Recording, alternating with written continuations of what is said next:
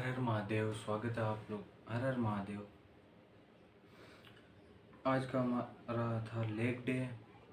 Leg day के अंदर हमारा पूरा आज स्क्वाट डे ही था, क्योंकि स्क्वाट बहुत ज़्यादा वीक हो चुकी है। तो स्क्वाट की इम्प्रूवमेंट के लिए थोड़ी पावर लिफ्टिंग की तरह ट्रेनिंग की। हमसे उतना ज़्यादा हो नहीं पाया, पहले हम लगा लेते थे स्क्वाट पर, अब नहीं लग पाती है। तो उसी तरह से थोड़ी टेक्निक के साथ की। मेरे फ्रेंड है, उसने मुझे बताया कि कैसे लगानी है, तो मुझे पता था पहले ही, उसी के साथ मैं पहले ट्रेन करता था। तो हम लोग स्क्वाट को कैसे किस तरह से बढ़ा सकते हैं वो है। उसमें मुझे भी सपोर्ट लेना पड़ा था, क्योंकि मेरी पहली बात तो स्क्वाट की आदत नहीं है, दूसरी बात इतनी ज़्यादा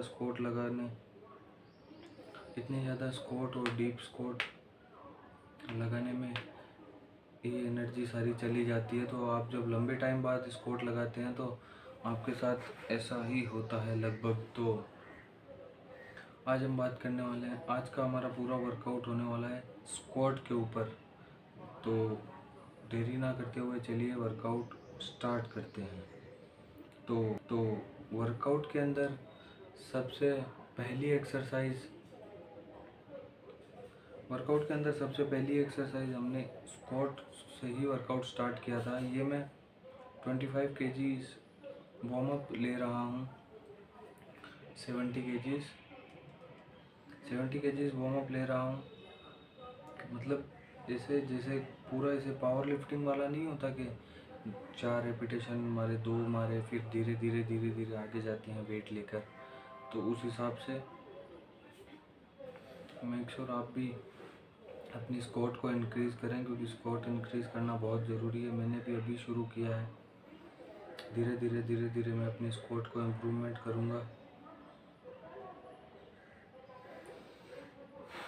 देन उसके बाद में मैंने वेट लगाया अराउंड 32.5। हाँ, 32.5 वेट के साथ। मतलब आप धीरे धीरे ऐसे नहीं करते कि 10 बढ़ाया, 7.5 बढ़ाया, देन उसके बाद में धीरे धीरे वेट बढ़ाते जाते हो और आपका जो अच्छा खासा वेट आ जाता है वार्म अप के बाद में। देन आप उसके बाद में उसके अपना सेट लगाते हैं, या फिर जो भी आप पावर लिफ्टिंग कैसी भी ट्रेनिंग करते हैं। तो उसके लिए ये मेरा पूरा डे स्क्वाट इम्प्रूवमेंट डे था। मैंने इसमें सिर्फ स्क्वाट्स ही लगाए हैं। लास्ट में जाकर काफ की दो सेट लगाए काफ के सिर्फ, बाकी पूरा स्क्वाट डे ही था, क्योंकि मैंने बहुत लंबे टाइम से स्क्वाट नहीं लगाई थी। और इसके अंदर भी आप देख सकते हैं कि मुझे थोड़ा टाइम लग रहा है स्क्वाट लगाने में। मेरी ब्रीथिंग सही से नहीं बैठ पा रही है और टेक्निक नहीं लगा पा रहा हूँ। आप वेट तो स्क्वाट के अंदर लगा लेते हैं, पर जब आप लंबे टाइम के बाद में स्क्वाट लगाने जाते हैं तो वेट आपसे इसीलिए नहीं उठता क्योंकि आपकी ब्रीदिंग प्रॉपर नहीं होती और बॉडी को पता नहीं रहता है। बॉडी लगभग भूल सी जाती है, पर टाइम के बाद में उसे पता चल जाता है कि आपको कितना डीप स्क्वाट में जाना है, किस तरह से टेक्निक रखनी है, रोड वेट पर कैसे रखनी है। आप पूरी टेक्निक भूल जाते हैं। जब आपको टेक्निक वापस याद आ जाती है और बॉडी में उतनी स्ट्रेंथ आ जाती है तो आप रिटर्न से वही वेट लगाना शुरू कर देते हैं। देन इसके बाद में मैंने लिया 35 केजी। एक साइड की प्लेट नहीं डली हुई थी। लगभग आपके साथ भी हुआ होगा। मेरा पार्टनर या फिर मैं कोई सा भी एक साइड की प्लेट डालना भूल गया और ध्यान नहीं दिया। ये तो उतना ज़्यादा वेट नहीं था, पर आप ऐसे ध्यान रखें। मैं खुद को भी बोलूँगा कि ऐसे ध्यान रखें कि आप दोनों साइड का वेट चेक कर लें। अगर बहुत ज़्यादा हेवी वेट होगा तो नॉर्मल से वेट से भी बहुत ज़्यादा उसके अंदर फ़र्क पड़ जाएगा और आपको इंजरीज़ का सामना करना पड़ सकता है। एक आपके साथ इंसिडेंट हो सकता है। मेक श्योर आप ये चीज़ों को ध्यान ही रखें। उसके बाद में स्क्वाट लगाने में अगर आपके पीछे कोई खड़ा होगा और आपको ऐसा लगेगा कि हाँ मुझे सपोर्ट लग रहा है, तो आप लगा भी लेंगे। बाकी ये कोई सपोर्ट नहीं लगा रहा है, ये मैं ही लगा रहा हूँ, वो सिर्फ ऐसे खड़ा हुआ है तो मुझे ऐसे माइंड में ऐसे है कि सपोर्ट लगा रहा है तो मैं लगा लूँगा। आप भी किसी अपने पार्टनर को या फिर किसी को भी पीछे खड़ा रखें ताकि आपको ऐसा ना रहे कि ये मुझसे नहीं लगेगा। वो आप आराम से लगा सकते हैं, क्योंकि आपके पीछे वो खड़े रहेंगे तो आपको लगेगा कि जब भी मुझे दिक्कत होगी या फिर कहीं पर मेरे से हो नहीं पाएगा तो वो आकर डायरेक्ट सपोर्ट दे देगा।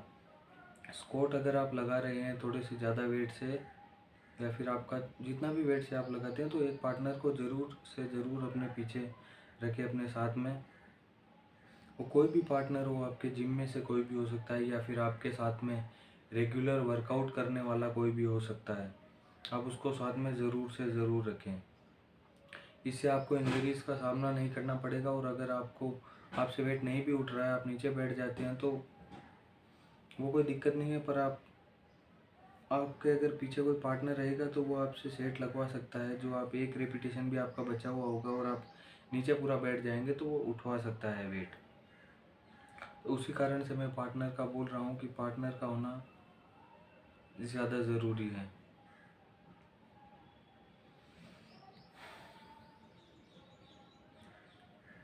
ये वेट पर्सनली ओ 42.5 लगा लिया क्या अभी?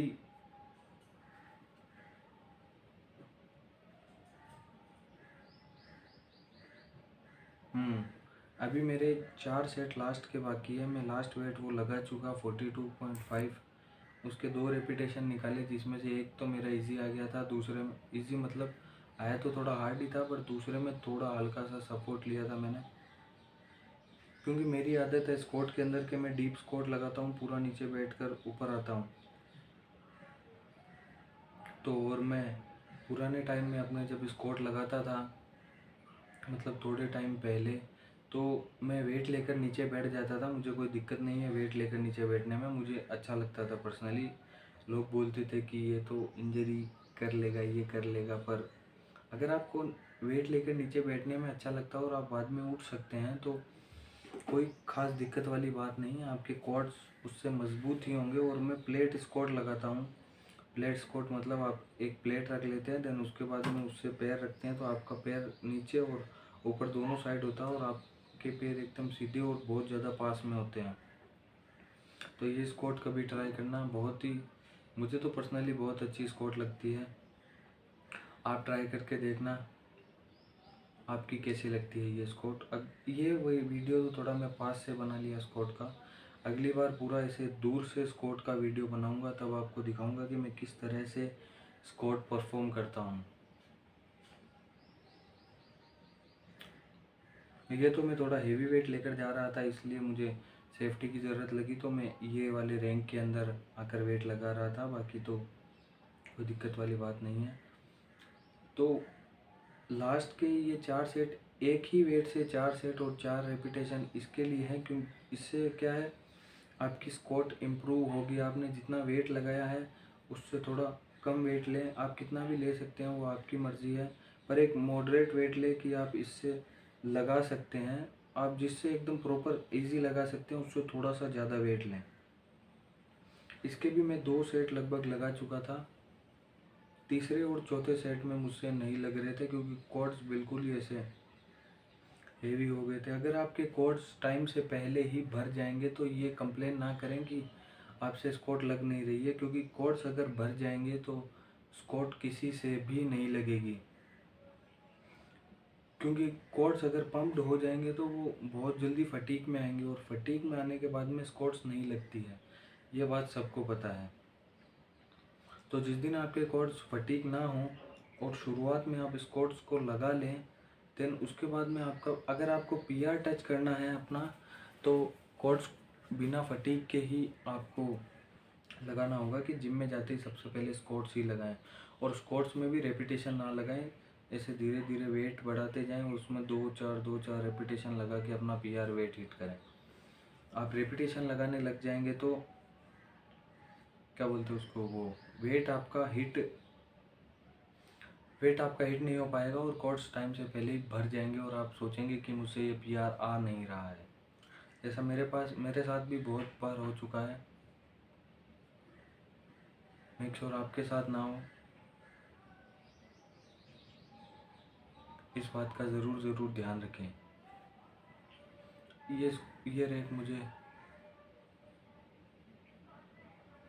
पर्सनली उतना ज़्यादा पसंद नहीं है, क्योंकि ये रैक अच्छा नहीं है, इसमें थोड़ा टूटा फूटा है। ये देखो, अभी मैं नीचे आऊँगा तो आपको सामने दिखेगा कि वैसे ये झुका हुआ है, इसमें आप प्रॉपर तरीके से नहीं कर सकते हैं। ये लास्ट के तीसरा सेट है शायद, उसमें मुझे बहुत ही ज़्यादा ज़ोर आ रहा है लगाने में, क्योंकि क्वाड्स अभी पंप पकड़ रहे हैं और बिल्कुल भी लग नहीं पा रहा है, क्योंकि क्वाड्स अब जब आपके पंप हो जाते हैं तो आपसे उतना ज़्यादा वेट नहीं ही लग पाएगा। खासकर कि स्क्वाट के अंदर, दूसरी एक्सरसाइज में तो फिर भी लग जाता है, पर स्क्वाट्स के अंदर नहीं लग पाता है।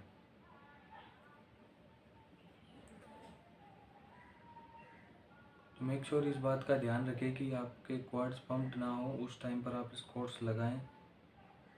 और स्क्वाट्स को अगर आपको इम्प्रूव ही करना है तो पहले आप सारे सेट लगा लें स्क्वाट के, जितना भी आपका है, पीआर वीआर टच करें या फिर जो भी है आपका लास्ट वेट। देन उसके बाद में उससे थोड़ा कम वेट लेकर, या फिर थोड़ा ज़्यादा भी कम ले सकते हैं, मॉडरेट वेट लें जिससे आप लगा सकते हैं, वो वेट लेकर उसके 3 से 4 सेट लगाएं। आपके रेपिटेशन पर डिपेंड करेगा। अगर आप 4 सेट लगा रहे हैं तो उसके 4 रेपिटेशन लगाएं, 2 सेट लगा रहे हैं तो 2 रेपिटेशन लगाएं। वो वेट के ऊपर डिपेंड करता है कि आप कितना ज़्यादा वेट ले रहे हैं, उस हिसाब से आप रेपिटेशन परफॉर्म करेंगे। ये मेरा स्क्वाट का फर्स्ट डे था। बहुत लंबे टाइम के बाद में मैं धीरे धीरे स्क्वाट चालू करूँगा, स्क्वाट में इम्प्रूवमेंट करूँगा। मेक श्योर आप भी स्क्वाट के अंदर इम्प्रूवमेंट करें, क्योंकि स्क्वाट एक बहुत ही मस्ट एक्सरसाइज है। जब आप क्या बोलते हैं उसको, जब आप प्रॉपर अगर नेचुरली अगर आप अपने बॉडी को बढ़ाना चाहते हैं तो स्क्वाट से आपका टेस्टोस्टेरोन इंक्रीज़ होगा, और टेस्टोस्टेरोन इंक्रीज़ होगा तो आपकी अपर बॉडी भी उससे ग्रोथ करेगी। इसीलिए स्क्वाट्स लगाना बहुत ज़्यादा इम्पोर्टेंट है। और स्क्वाट, हेवी स्क्वाट लगाएं, डीप स्क्वाट लगाएं। स्क्वाट एक बहुत ही अच्छी एक्सरसाइज है, पर उसको सावधानी के साथ परफॉर्म करें। देन उसके बाद में अदर लास्ट के अंदर मैंने 2 सेट्स लगाए काफ के। ये वाले वर्कआउट के अंदर मेरे पास उतना ज़्यादा टाइम नहीं था। नेक्स्ट वर्कआउट के अंदर मैं काफ की भी 2 से 3 एक्सरसाइजेस लगाऊंगा और आपको भी बताऊंगा। इसके मैंने 2 सेट लगाए हेवी। अगर आपके पास वो वर्कआउट करने वाला क्या बोलते हो, एक पाटा सा नहीं आता जिसके ऊपर आप पैर रख के काफ लगाते हैं, तो उसको अगर आपको गिरने का डर लगे कि ये गिर जाएगा या फिर आप कैसे भी वो पलट जाएगा, तो उसके आगे किसी को आप बिठा लें। क्योंकि मेरी पुरानी जिम वाला वो थोड़ा अच्छा था, उसमें नीचे ग्रिप थी, पर इसके अंदर बिल्कुल भी ग्रिप नहीं है। नीचे ग्रिप नहीं है तो ऑब्वियस सी बात है, किसी को भी डर लग सकता है कि ये गिर ना जाए। तो उस चीज़ का आप क्लियरली ध्यान दें। तो ये मेरा था लास्ट सेट सॉरी। आज के लिए इतना ही। कल हम फिर मिलते हैं एक नए वर्कआउट के साथ, क्योंकि डेली वर्कआउट हम डालते हैं अपना डेली रिकॉर्ड करके। आज के लिए इतना